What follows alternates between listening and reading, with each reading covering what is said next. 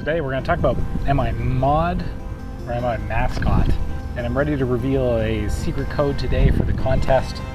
So stay tuned for that. I'll reveal that later in the video. Somebody said, oh, thank goodness he's inside again.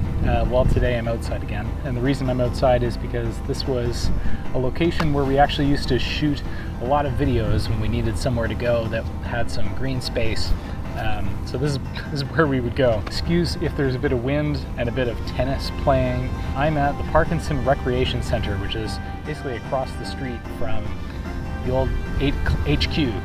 Penguin HQ. In the last video, people said, hey, can I see the character sheet templates? And I said, yes, but, or yes, and. I have that for you this week. I'm going to give you my template. Hopefully that'll help you guys come up with your own characters. And I've got some Dungeons and Dragons monster cards with me, and these are similar to character sheets, but they're nice and portable, and they've got art on the front, which is awesome. So you got all this cool art, and then on the back you've got all the special stats. We actually had special stats like this with Club Penguin. Let's come up with a fictional website for you. I'm a huge fan of Slack. We use an animated GIF plugin called Parrot.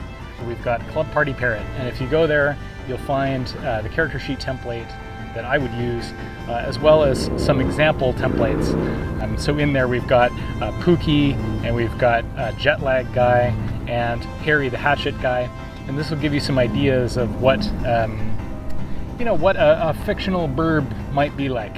So if you're looking for the code, you'll find it buried somewhere secretly. You'll just have to find it somewhere in Club Parrot, so good luck with finding that. In the last video I talked about Rookie and Jetpack Guy, and so that leads me to a slightly surprising unreleased thing. A lot of folks asked me to share what's unreleased.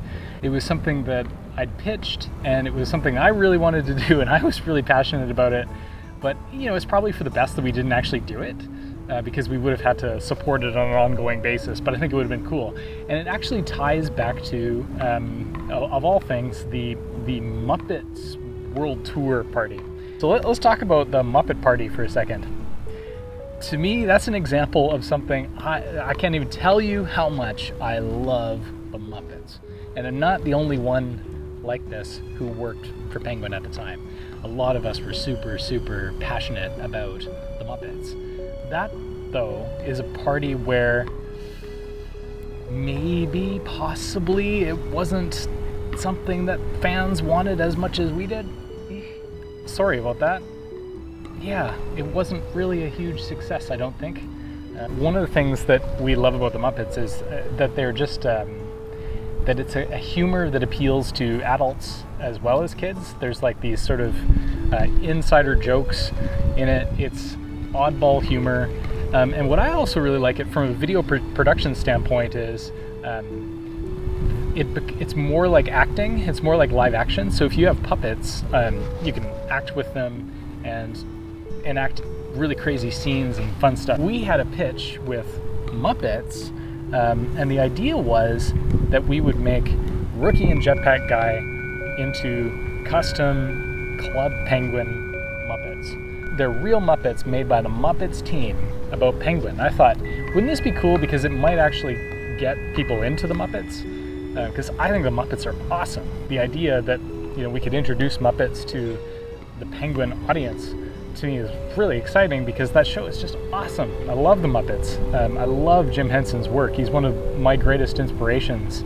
The idea was that we would have an ongoing show with them. If we had these Muppets, then we could bring them in-house and act with them, and then if we wanted to do videos, we could basically, anytime we could do these videos. Downside of it is, what you don't realize about puppetry is that it really depends on the actors. And I know this seems strange, because when you're a kid, and I was a kid, you would have the Muppets or puppets, and you would be talking with them, and you would think, okay, well look, it's all it is a hand, and you're just moving it around and talking. Like, anybody could do that. But actually, interestingly enough, yes, anybody can do it, but it's like writing. Like, just because someone can do it doesn't mean that anyone can do it. The Muppets have the best puppeteers in the business. So if we were going to take these puppets and have like Muppet penguins, we'd kind of want to have the best performers in the world doing it. Not a lot of us were really trained in the art of how to do professional puppetry, where we could do some shoots, and we had some amazing video people who would shoot better than this in the harsh sunlight and not with an iPhone. But I'm just using what I have in the hopes that you will use what you have and that others will tell their stories and not make it a big production. I really love Weekend Update on Saturday Night Live, or the sort of weather report on the Muppets where it's the sort of news anchor piece going on. So I thought it would be really rad to have, Rookie and Jetpack Guy as Muppets. I think we were very divided on the idea. I don't think I wasn't the only one, but I was probably the most passionate about doing this, and I think others were on the fence. But we actually went down the track of we talked to the Muppets, we talked to the Jim Henson Company, we got a quote on what it would cost to produce original real Muppets. If you saw them, the stop frame shorts that we did with Factory Transmedia in England, those are they were unbelievably amazing. Like, if you had the chance to, I got to touch one, and they're these beautiful structured skeletons inside, and they have all this specific materials. They actually had a seamstress in-house that would sew all the costumes and everything, and custom with different fabrics, bring in the fabrics, sew them for the little the puppets that they would use. They're essentially puppets as well, but they're made for stop motion animation rather than for just putting up a video and acting. It's amazing what art goes into the creation, the money and the art that goes into these things. They're unbelievably expensive to produce, but you get the result of when it's on screen, it looks outstanding. You've ever seen Kubo and the Two Strings is one of my favorite movies of all time, and it's just beautiful because it's got all this texture, and it's not just the lighting, but the actual puppets that they've used for the animation are beautiful. And the same is true for the Muppets. If you ever watch a Muppet film or a show, all of the stuff is just really intricate. You can see just all the fabrics that they've put into the puppets and everything. The idea that we could have some of our characters, but maybe not the characters, maybe it would be the second tier characters, right? So when we did a vote and we said, okay, what are the best characters of all time? You get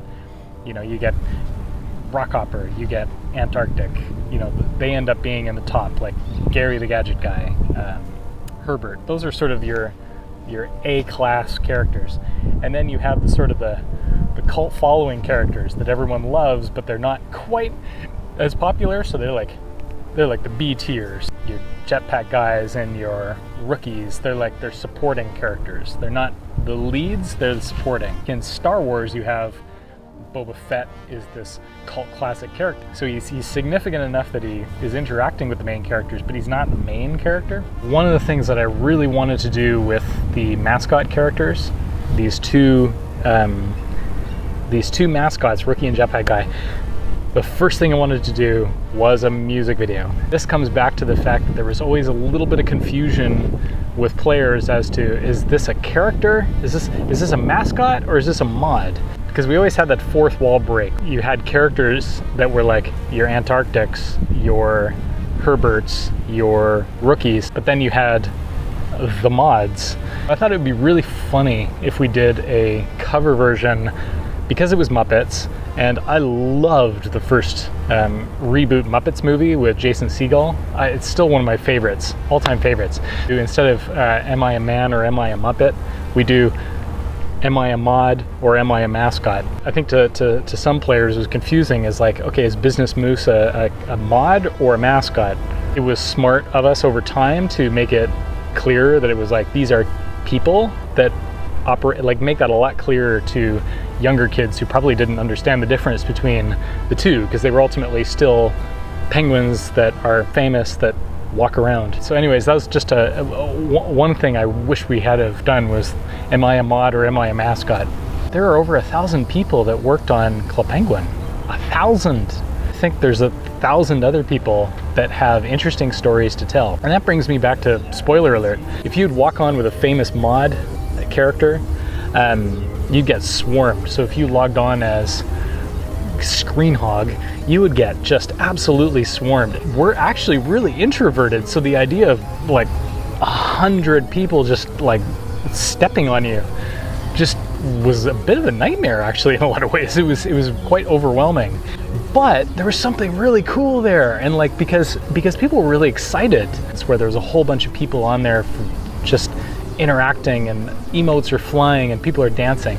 Early on in the days, we would be quite secretive about our mod accounts, because basically at the beginning they had the mod badge on the player card, and then eventually they took that off so that it wasn't like, you know, when somebody shows up, it almost elevates that person too highly. Like, we were there to serve the community, we weren't there to take over the community. I think this was a really good move at the time with Nathan, aka Gizmo.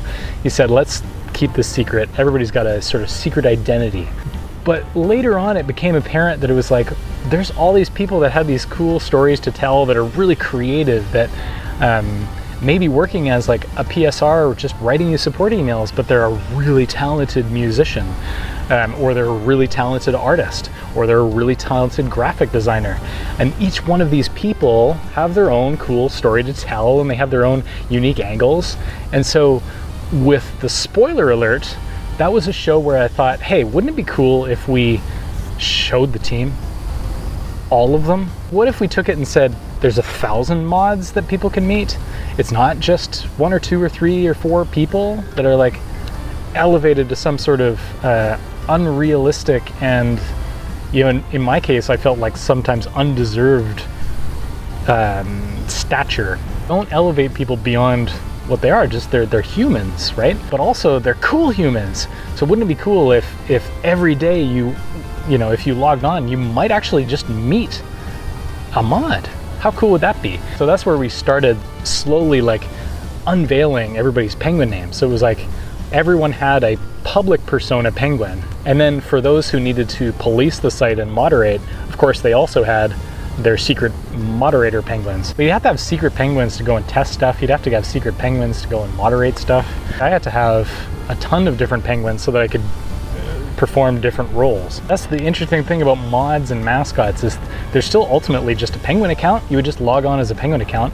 The only difference is with Rockhopper, we had like 100 different accounts or something like that, and they were each Rockhopper. So that was kind of a cool insider thing, that there were a bunch of Rockhopper accounts, and that was so that the mods could log on a bunch of different servers at once, because we wanted to make sure we got to as many people as possible. Like if you had a kid who goes to Disneyland and he doesn't get to meet his or her favorite character, that's kind of a bummer, right? Anyways, guys, I hope this has been sort of fun to interact with you guys about. I just want you to know, one of the reasons that I want to do these videos is actually to help you come up with your own stories, your own worlds, and connect with each other, in the hopes of helping you come up with something that is useful, and but I'll try and keep it related to the stuff that you care about. Anyways, thanks for watching. Until next time, follow on.